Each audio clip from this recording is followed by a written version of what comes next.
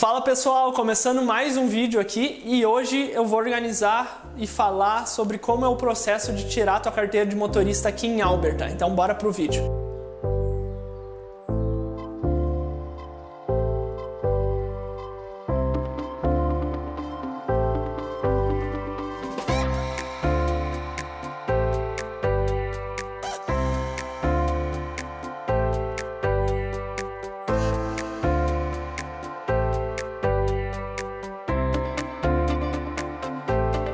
Eu acabei de tirar minha licença aqui em Calgary, em Alberta, né? E eu resolvi fazer um vídeo para deixar tudo organizadinho aqui, mais informações e ajudar quem tiver por vir aí e tiver alguma dúvida. Lembrando que aqui no Canadá, cada província vai ter o seu sistema. Então, se tu não tá vindo para Alberta, talvez não valha muito a pena assistir o vídeo, mas algumas coisas são bem similares, então bora pro vídeo. Aqui em Alberta tem 3 tipos diferentes de carteira. A classe 7, a classe 5 GDL e a classe 5 Full. Não sei porque eles botaram os 2 5, podiam ter usado outro número para facilitar, mas é isso aí. Eu vou passar por cada uma, eu vou falar o que tu precisa ter em cada uma e o que cada uma te dá de direito. Primeiro de tudo, é muito importante falar aonde tu vai fazer todas as provas, todos os testes práticos e teóricos, é numa registry. É como se fosse um cartório. É um lugar que vai fazer de tudo, desde certidão de nascimento, emplacamento, essas coisas, tudo que é tipo, é muito parecido com um cartório mesmo. Então, começando com a classe 7, que é a mais básica, e tu só precisa fazer um teste teórico e se tu passar, tu já ganha a classe 7. Ela é uma a mais para quem está começando a dirigir e uma curiosidade é que a partir de 14 anos tu já pode tirar ela, então é muito cedo mesmo que eles já podem começar a dirigir com essa classe 7 aqui. Então o que tu precisa fazer para tirar essa classe 7? É só a tua prova teórica, então tu vai nesse registry, que é o cartório no caso, né? Tu vai precisar do passaporte para mostrar o teu visto e tudo mais, que está legal aqui no Canadá, como sempre. Tu tem que levar um comprovante de residência, conta de água, luz ou do banco, só para mostrar que tu mora aqui em Alberta mesmo, na província, não pode estar a passeio, né? E se tu tiver uma experiência no Brasil, tu vai poder pular várias etapas, porque logo em seguida vocês vão ver que eu vou falar a classe 7, que é essa primeira, tu vai precisar ficar 1 ano antes de fazer a classe 5 GDL. E a classe 7 tem muitas restrições, então se tu já dirigiu no Brasil, tu pode usar a tua experiência para pular todas essas etapas. Então vou fazer um parênteses aqui. O que tu precisa para comprovar a experiência? Tu vai precisar de uma tradução juramentada da tua carteira. Isso tu pode até fazer no próprio registry. Eles têm tipo 40, 50 idiomas diferentes. Tu pode até dar uma ligadinha para confirmar se eles têm o português brasileiro, né? Ou se não, tu pode fazer. Tem vários brasileiros que acabam fazendo esse serviço. Pesquisa lá no Facebook, naqueles grupos tipo Calgary para brasileiros, Toronto para brasileiros, ou qualquer coisa que tu só botar a cidade e para brasileiros que tu vai achar. E vai ter algum brasileiro que está fazendo esse serviço também. Eu fiz com um brasileiro, mas tu pode ir lá e checar, não tem problema nenhum. Tu tendo a tradução juramentada, tu vai precisar entregar junto com ela a tua carteira, né, o documento original. E eles vão pegar e não vão te devolver aquilo. E tu vai pagar uma taxinha lá, eu acho que é uns 20 e poucos, não sei se é 20 e poucos ou 40 dólares. Eu vou botar aqui se eu me lembrar, mas eu paguei em dinheiro, então não tem esse registro. Mas não é algo super caro. Entrega esses dois, o próprio cartório vai enviar para o governo e eles vão analisar se aquela tua experiência é válida ou não e eles te retornam em uns 10 dias mais ou menos. Fechado esse parênteses, depois disso, para tu tirar a classe 7. Tu vai lá, chega lá, entrega todos os documentos que eu citei anteriormente, lá, comprovante, que tu tá... o passaporte, o visto, as coisas tudo, e pede para fazer a prova. Nossa, não tem burocracia nenhuma, é completamente diferente o processo, muito fácil e barbada de fazer. Eles vão lá, vão fazer todo o teu registro, confirmar, perguntar a tua altura, tua cor do olho, tua cor do cabelo, tudo isso. Tu responde tudo e daí eles vão falar, pode fazer ali no computador. Daí o computador é tipo ali do lado, os caras estão na fila esperando uma barulheira, mas tu faz ali do lado mesmo, sabe? Então como tu pode se preparar? O bom daqui é que não tem tudo aqueles negócios de aula, de fazer não sei quantas aulas lá no Detran ou sei lá o que.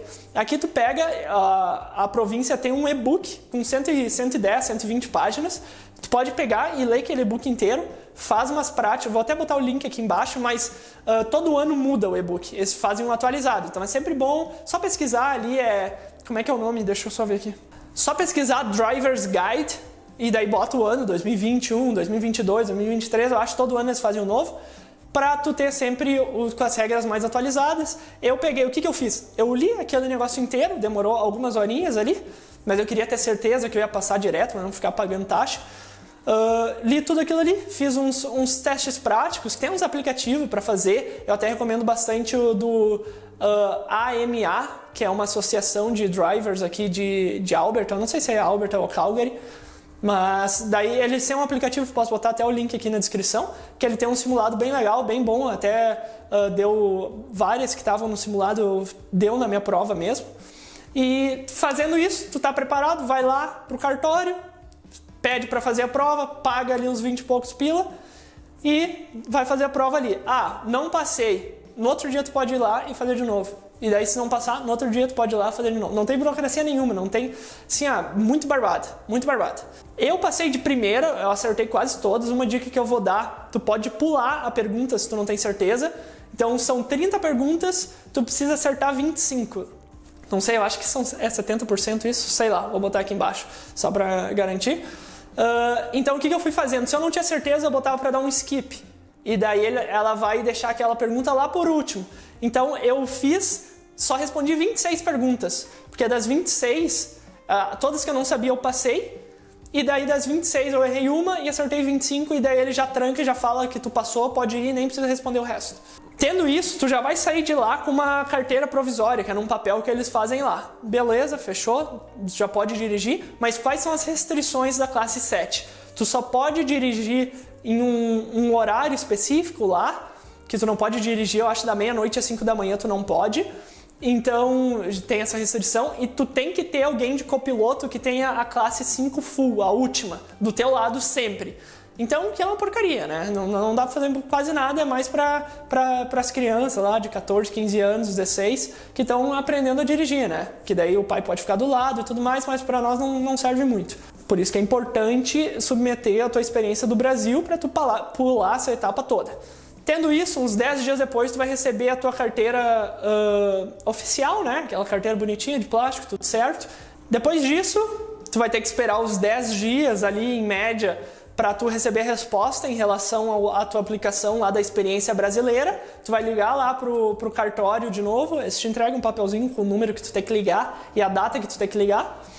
Liga lá, fala, eu queria ver se eles aprovaram minha experiência brasileira, não sei o que, eles vão pedir o número da tua carteira de motorista, que tu pode checar ali na tua carteira que tu recebeu por mail, né, pela carta.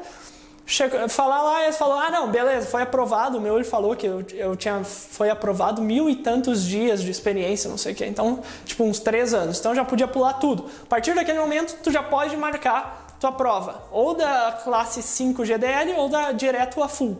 Explicando a diferença entre a 5 GDL e a classe 5 Full, porque elas são muito parecidas e, ao contrário de Ontário, que tinha restrições bem significativas entre essa intermediária e a final, aqui em Alberta não tem muitas restrições diferentes.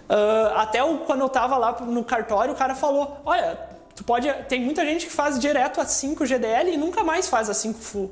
Nem se preocupa em fazer ela, porque a única diferença vai ser que na 5 GDL, se tu atingir 8 pontos na tua carteira, a tua carteira fica suspensa, e na 5 Full seria 15 pontos.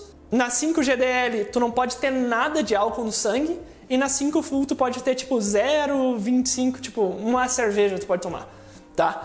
Então é muita pouca diferença, e para pessoas, tipo eu e a Nicole aqui, que a gente não tem carro ainda, a gente vai estar dirigindo ocasionalmente para ir nas montanhas, ou para fazer alguma coisa na cidade ou aqui perto. Então eu decidi fazer 5 GDL, até porque o teste era muito mais fácil, eu já estava há muito tempo sem dirigir, estava uns 2 anos e meio por causa do Covid, deu muita confusão lá em Ontário, estava tudo fechado, a gente morava lá durante o Covid até um mês e pouco atrás.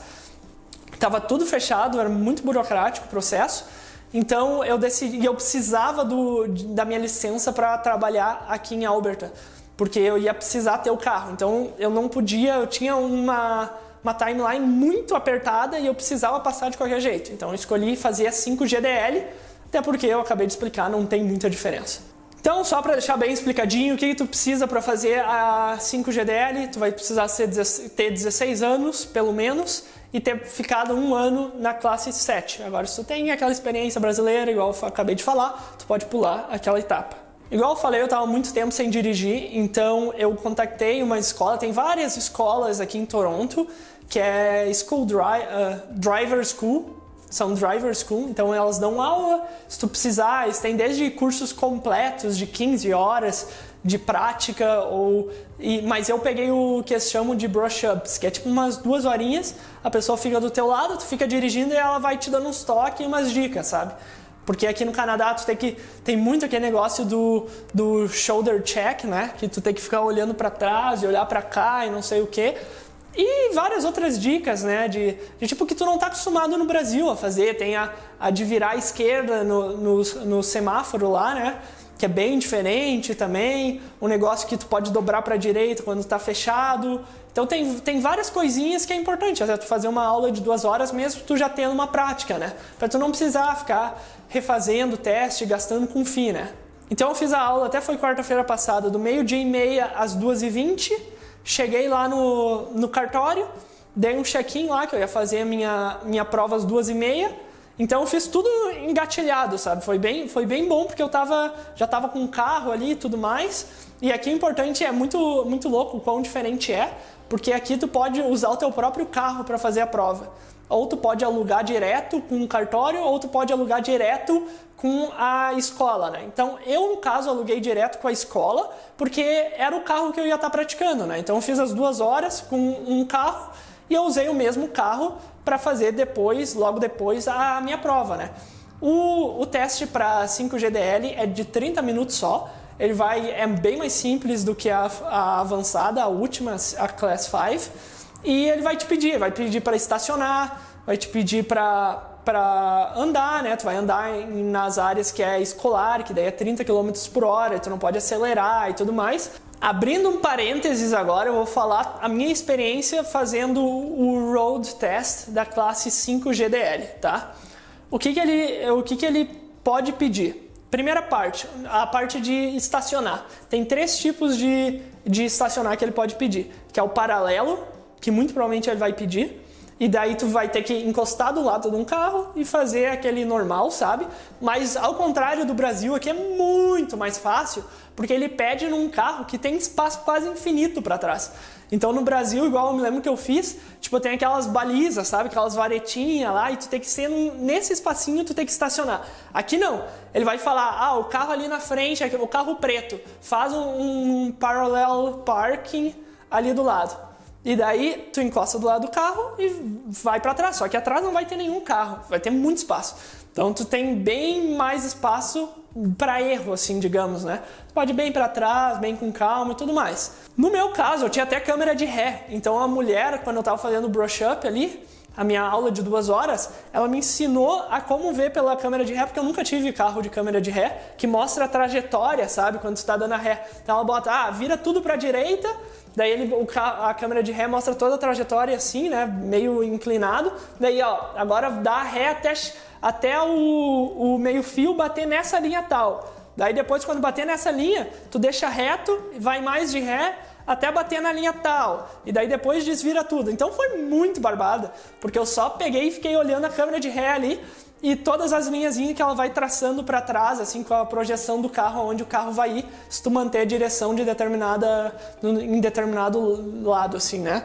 Os outros 2 tipos de estacionar são o uphill e o downhill, porque eles têm umas regrinhas aqui, pelo menos em Alberta. O que ela me falou? Isso ele só vai pedir um dos 2, ele não vai pedir os 2 desses, tá? Pelo menos foi o que ela me falou, né? Aqui é a minha experiência. Se ele pedir o uphill, quando tu tá subindo uma lomba e tu vai estacionar, qual é a regra aqui? Tu tem que virar a tua direção toda para a esquerda, depois que tu fez toda a baliza ali, estacionou tudo direitinho, tá parado do lado do meio fio ali, tu gira toda a tua direção para a esquerda, aqui, bota para dar no reverse, né, para dar ré, e vai deixando, vai dando uma soltadinha até encostar no meio fio. Por quê? A roda da frente vai ficar girada assim, porque tu está numa lomba, né? Então vai ficar assim. Então no caso de o freio de mão estiver meio desgastado alguma coisa e o carro começar a ir para trás, ele vai em direção à calçada e não em direção à rua, né? Então essa é uma regrinha que eu não sabia até fazer o brush up. E qual é o downhill? Então quando tu estiver descendo vai ser o contrário. Tu vai ter que botar tudo para a direita, depois que estacionar tu bota tudo para a direita, a direção ali, né? E daí tu deixa ele andar, né? Não precisa botar o reverse, né? No caso aqui tu só deixa direto, né? Porque o carro é automático. E tu deixa encostar no meio fio, porque caso o freio de mão de novo esteja com algum problema, ou dê algum problema, esteja meio desgastado, se ele andar, ele vai andar em direção à calçada e não pro meio da rua, porque senão pode atingir que outro carro e confusão toda, né? Como eu fiz, porque eu no começo estava errando muito nesse negócio de deixar para a esquerda ou para a direita, porque ele vai te pedir, por exemplo, faz um uphill aí, só que tu não vai estar subindo uma lomba, porque aqui em Calgary, pelo menos no lugar que eu fiz, não tem muita lomba. Ele vai te pedir no reto, entendeu? Então, para decorar para qual lado eu botava a direção, eu fiz meio que uma analogia. Aqui tá a direção reta, né? Se for uphill, eu fiz a analogia que tu tem que botar a direção up, aqui ó, pra cima, sabe? E daí, então tu bota tudo pra esquerda aqui. E se ele pedir downhill, tu faz a direção de down aqui, ó. Daí tu bota tudo pra direita. E essa foi a dica que mentalmente que eu decorei pra não precisar pensar, porque tu já vai estar meio nervoso, né? Então eu botei, se ele me pedir downhill, eu já vou direto, depois que eu estacionei, já vou direto no down aqui, ó, pra baixo. E daí eu faço tudo. E assim eu consegui passar. Feito isso, outra coisa que precisa cuidar bastante é a parte da tua velocidade quando tu estiver numa zona escolar ou uma zona de playground. Nessas zonas só pode ser 30 km por hora e é terrível de manter 30 km por hora porque é muito devagar, muito devagar. Então tu tem que ir bem controlado e não pode passar. E tu tem que antecipar, ficar de olho nas placas, porque tu não pode, vi a placa aqui e meter o pé no freio, né? Ou porque senão é capaz de tu entrar para dentro da zona escolar ali, passar a placa a mais de 30, e isso pode ser um erro bem grande. Eu acho, se eu não me engano, até reprova direto, se tu ficar muito acima de 30 ali na zona escolar. Então tem que cuidar muito isso. Outra coisa, os pedestres, né? Se o cara tiver, ele nem precisa botar o pé dentro da rua. Se ele tiver pronto para atravessar ou pronto para apertar os botões, que aqui tem aquelas travessias, né, que tu aperta o botão e fica tudo laranja e tudo mais, tu não pode passar, tu tem que esperar. E tu tem que esperar ele subir na outra calçada e tirar completamente o pé. Então não pode ser, ele passou da minha faixa, agora eu já posso ir e ele tá andando ali na outra. Não, tem que esperar ele atravessar tudo, então tem que fazer assim, ó, bem certinho as coisas. Deixa eu ver outra coisa. Sinaleira, dobrar à direita. Se o sinal estiver fechado, tu pode dobrar à direita, mas funciona como se fosse uma placa de pare. Então tu tem que parar completamente, ver se tá tudo safe, né? Se não tem pedestre, se não tem carro vindo, e daí tu pode dobrar à direita normal. Eu acho que é mais ou menos isso de dica. Deixa eu ver se eu me lembro de mais alguma coisa. Normalmente aqui as ruas, se ela tiver a marcação amarela, né, no meio, quer dizer que ela não é tão de bairro, ela é quase mais uma avenida, digamos assim. É 50 km por hora o limite ali, né? E se tu estiver andando em ruas de bairro que não tem marcação, tem várias ruas aqui que ela não vai ter marcação nenhuma no meio. Aquilo ali quer dizer que ela é uma rua de bairro, mais de residencial, né? Bem mais residencial. E ali o máximo vai ser 40 km por hora. E daí tem a parte do playground, da school, das zonas de escola também, que daí vai ser 30. Então tem que cuidar bastante essa questão de velocidade. Fora disso, eu não me lembro exatamente mais alguma dica. Eu acho que essas foram todas as dicas. O instrutor é, nossa, super gente boa, cara, bem tranquilo. Ele foi até... a gente foi até conversando até chegar no carro ali, porque eu tive que sair do carro e ir lá no cartório falar, fazer o check-in, né? E daí a gente foi conversando, ele foi me perguntando, eu falei, eu já tinha experiência, fiz um brush up, course, tudo mais. Bem legal, eles têm um tabletzinho, eles vão anotando assim os negócios, mas são bem tranquilos, bem gente fina. Pelo menos o que eu peguei, né, ali. Até posso botar, talvez, aqui, porque é legal que eles mandam por e-mail a tua ficha completa do que tu errou e o que não errou. Eu tirei 40 pontos, eu acho. e o máximo eu acho que é 70 ou 80 que tu pode tirar pontos de demérito. E daí o cara falou, não, foi super bem, só tem uma coisinha ou outra, eu fui muito devagar na hora de dobrar, podia ter ido mais rápido, acho até talvez por fazer muito tempo que eu não pegava um carro, estava muito cuidadoso, assim, né? E na parte daquelas, o que eu acabei de falar, nas partes que não tem pintado divisão na rua, é no máximo 40. E a mulher no meu curso, ela tinha falado por volta de 40. Então eu mantia sempre tipo 38, 42. E ali na minha ficha tem até 42 escrito ali, porque eu passei de 40. Não, e daí eu ganhei, eu acho, se eu não me engano, são 10 pontos que dá. Fechando isso, para tu fazer a última classe, tu vai ter que esperar 2 anos de Class 5 GDL. Então na classe 5 GDL, que é essa mais intermediária, e daí depois tu pode fazer a full. Claro, se tu tiver experiência do Brasil, se tu tiver 3 anos pelo menos, né, tu pode passar direto para fazer a full. Eu tinha essa opção, acabei optando por não fazer, porque o teste da última, ela vai ser de 1 hora. Então é o dobro, tem bem mais coisas envolvidas, ele vai te levar nas highways, né, então eu ia falar nas BR, nas rodovias, vai levar a fazer... mudar de faixa, tudo mais, então tem mais espaço para tu ganhar pontos, então são 1 hora de teste, é bem mais coisa que ele vai te pedir, e igual eu falei, eu precisava dessa carteira o mais rápido possível para usar para o trabalho, então eu não vou arriscar, vou fazer logo, depois se eu quiser tirar a full, e se eu precisar tirar ela, daí eu vou lá e faço, não tem problema nenhum. Bom, então por esse vídeo é isso, já ficou bem longo, consegui passar toda a minha experiência. É um pouco complicado essa parte de classe 7, classe 5 GDL e classe 5 Full, mas espero que tenha dado para explicar, e qualquer coisa bota aqui embaixo também, não tem problema nenhum, se chegou até o final do vídeo aqui, dá um like, compartilha.